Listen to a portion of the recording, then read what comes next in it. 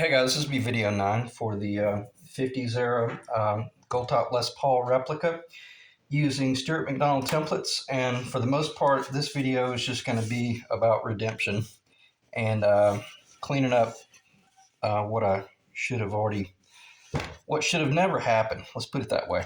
So this is what I meant by don't change a good thing. You know, when I was planning on running that channel down this angle here and I did all that relief work, and then there in the 12 o'clock hour, I changed my mind and went back original, and then I had this gaping hole, and I thought that I had some half-inch brass sleeve, really thin sleeve, but I couldn't find it. And what I was going to do is slide a really nice little brass sleeve up in here and kind of tap it up into place and then epoxy it in and then glue the top on. And I couldn't find the what sleeve. So anyway, after I kind of threw some tools around the shop and powdered all day, I just bit the bullet and milled that little piece of mahogany there and glued it in or epoxied it in and let it sit for about probably about 2 or 3 hours. And then I just did the machine work. And I wasn't going to do a video tonight, but this morning I had already spent some time dry fitting the top and getting it ready to epoxy down. And then I thought, man, there's just no way I can risk leaving this gaping hole down here because I've built so many hollow body guitars. I don't have a problem running wires loose through the body, but I got to thinking, I thought, man, if I come in and route right here and there's just the slightest little bit of chip out and that chip out goes down the channel and falls in that little cavity, I'll have a nightmarish rattling situation. So anyway, what is it? Do as I say and not as I do. So don't do what I did in that respect.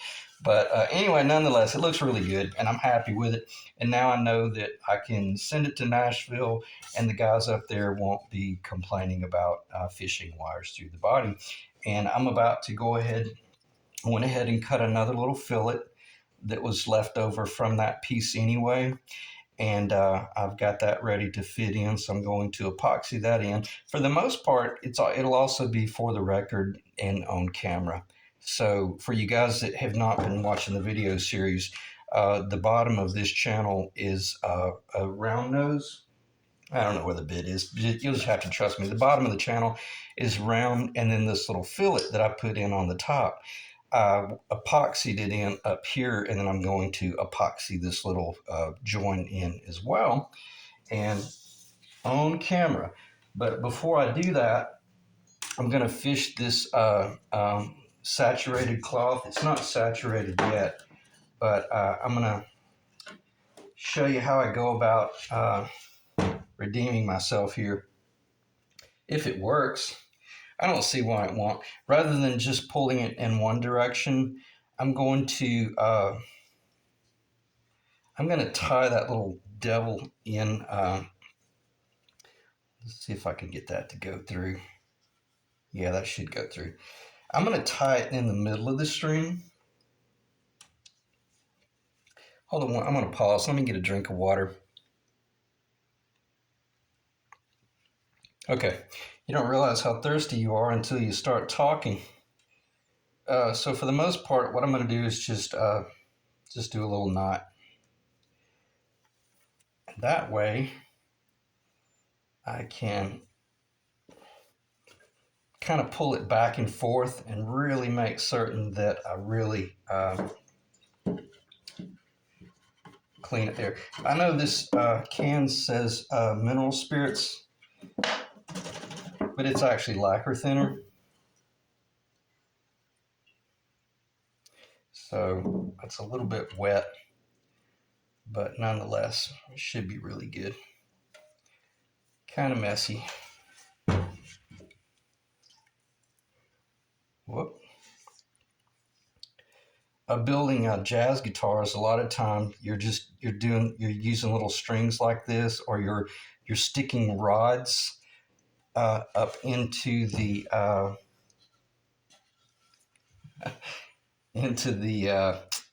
output jack location, and then you can stick that rod up into the body and use it like a little tool. So, all right, so now that I got that little devil set up in there, I can do the epoxy. And again, for the most part,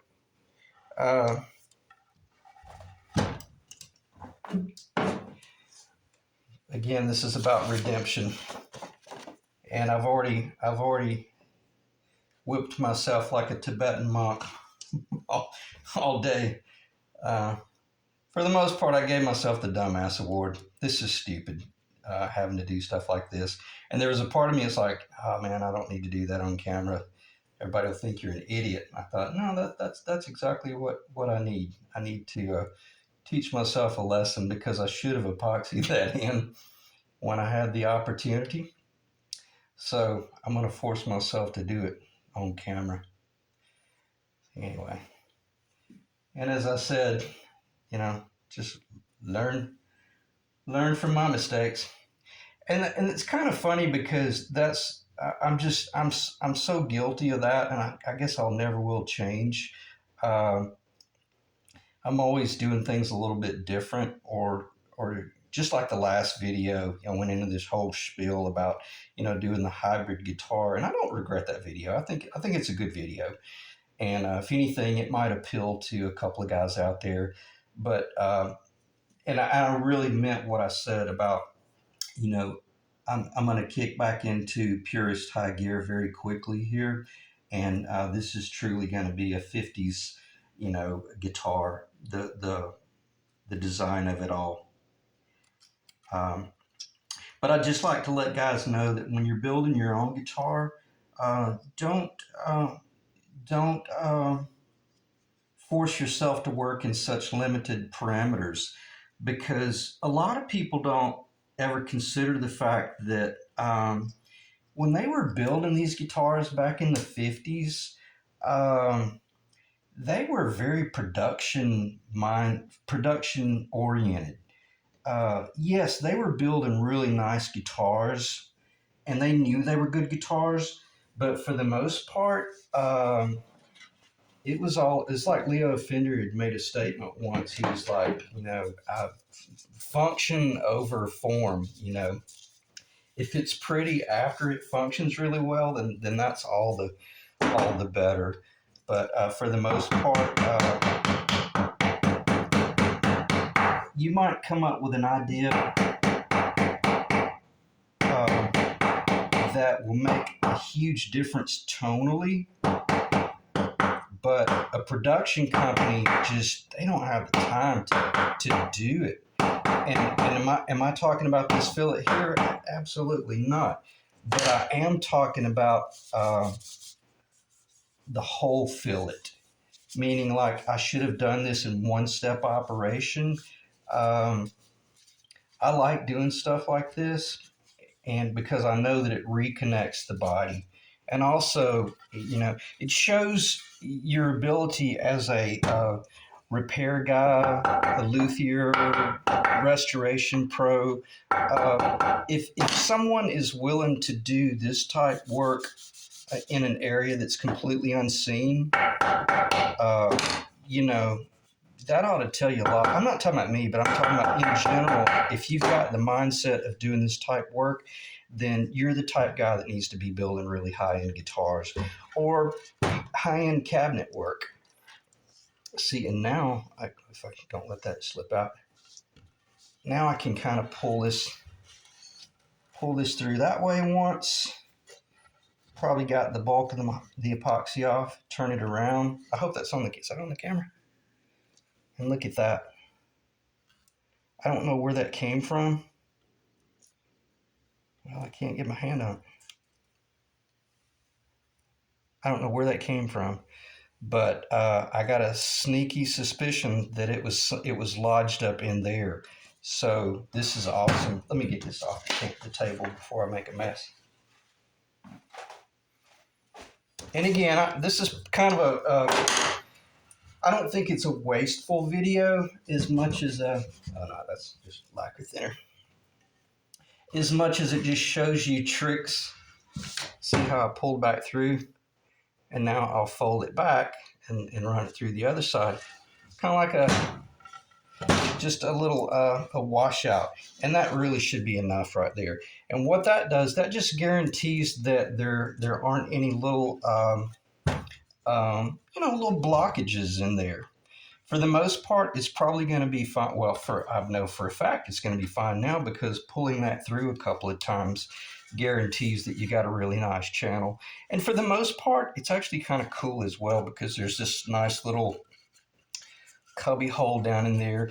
And from the back, dimensionally, everything is the same. I didn't just throw a block in there that epoxied in fully into the bottom, because I'm really serious when I'm trying to carve off as much weight from this body as possible. So, all right, let me check the time. 11 minutes of redemption. So, what would be next? This morning, I was fooling around with this top. We're going to go with this top. And I went ahead and I can't remember how I did it. It's fun. Oh yeah, I did, because I got a perfectly flat back.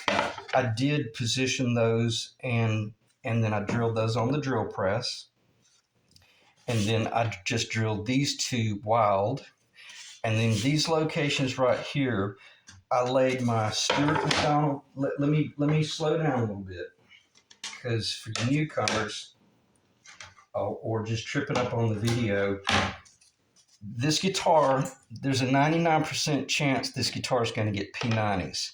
But I always like to make certain that I don't make any assumptions or go carve happy on the front end. So I've got these two templates here that, based on the tailpiece anchor locations and the bridge stud locations, that determines where these pickups go. These are based on the 1950s specs, okay? And so is this. This would be based on the 58, 59, 60, and I think they might have done humbuckers in 57. I don't really know. But for the most part, my theory is this.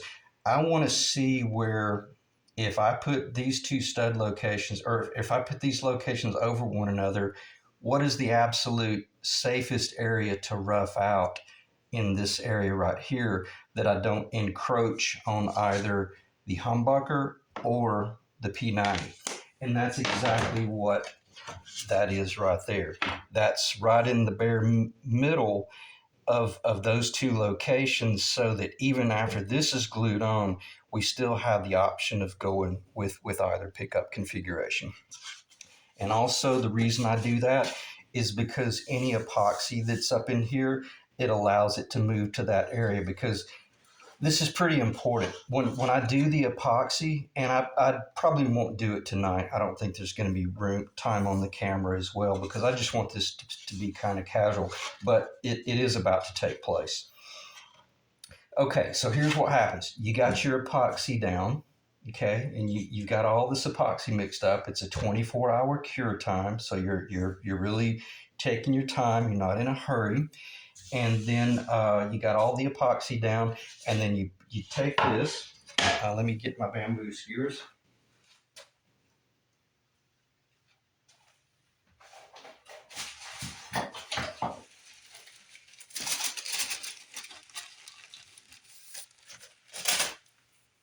Bamboo skewers. You can take the point. See that hole right there? Yeah, that's it. That's the guitar.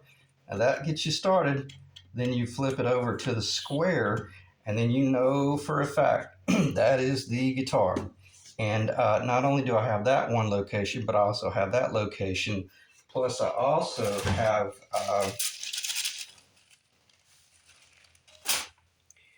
location right here and a location right here as well. I don't know if you saw that, but when I pushed that in, it actually pushed that body over, and look where it took it to. Spot on. Okay. So, and that's just with bamboo skewers. And I don't, let me get behind the camera.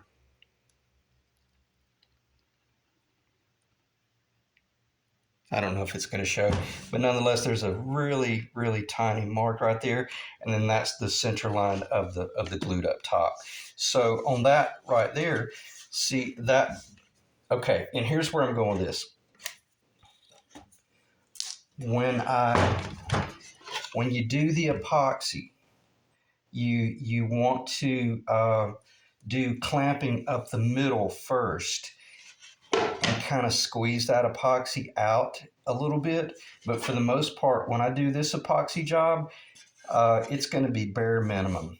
There's going to be very little squeeze out, but nonetheless, I still like the idea of having this access hole so that the epoxy can squeeze out, and also it gives me a visual. I can actually make certain that I look at the center line of this top here, and I can look at the pencil line. Well, I've cleaned it off with the when I washed the body with the lacquer just then, but I'll draw another pencil line, and that will guarantee, that'll be my second reference just to make certain that everything's cool and everything's okay. But nonetheless, I've already done a really good job about machining the lower, machining this upper. This upper is about 1/16 of an inch for the most part, bigger all the way around. But there are one or two locations where it's right at the body. Doesn't matter because it's going to get a full 1/16 of an inch, even more beyond the body routed off. So this top is going to get about 1/8 of an inch routed off for the binding channel. And also the cool thing right here, what you're looking at, that's nowhere near the finished guitar. The finished top is going to end up being down here. It's going to be about a little bit over 1/8 of an inch to start out with, all the way around. But then I'll stop right here to assure myself that I keep a nice 4-degree pitch, because I always put my necks on a 4-degree pitch for the vintage guitars. That one is a 4.5-degree pitch, and it was a bit of a nightmare getting it to work out. So I would, when you get ready to start pitching your neck, I'm talking about this pitch right here. Put that on 4 degrees, and you'll thank me. It just makes for such a beautiful guitar, and it's so comfortable as well. And that's what they are. They average between 3.5 to 4.5 degrees, but for the most part, they hit at 4 degrees. So if that makes sense, those little holes right there allow for. And let's see if we can just kind of put the top up there and check that out. So that lets you know that. Well, I lost it. What I'm talking about is if you do a really fine job machining the top to the lower within reason, when you're jumping through your you-know-what and you're fighting tight bond or some sort of hot glue, which I've never worked with and don't really want to, but if you're working with some sort of glue that is time sensitive, and you look down and you see some sort of hiccup, because the whole idea about mistakes is that's exactly what they are. If you knew that they were going to present themselves, well, then you would have headed it off before. But I don't care how much preparation you do. It seems like right there in the 12 o'clock hour when the glue is setting up, you find some sort of cricket, like that little piece of wood that I found, and then you got to address it. And it's just one more reference point to let you know that if you look down and you see the guitar and you realize that, yeah, it looks good and it looks lined up, so that once you invert it and it's doing its dry up and the glue is running out and the gravity's kicking in and all this glue is oozing out, and then maybe you realized, oh God, I put too much glue or I put too much epoxy, and then you're having to pull all the clamps off, pull the top off, clean some of that epoxy off. See my point? That's why I like working with the epoxy. If you get into a panicky situation, you can chill out, go get a cup of coffee, relax. You got 45 minutes work time, if not nearly an hour, and then you get back in the game when you're fresh and you're not freaking out. So anyway, let me check the time. All right, close to 20 minutes. I don't think that was a video of just pure rambling, but for the most part, just, prepare to address mistakes as they come up.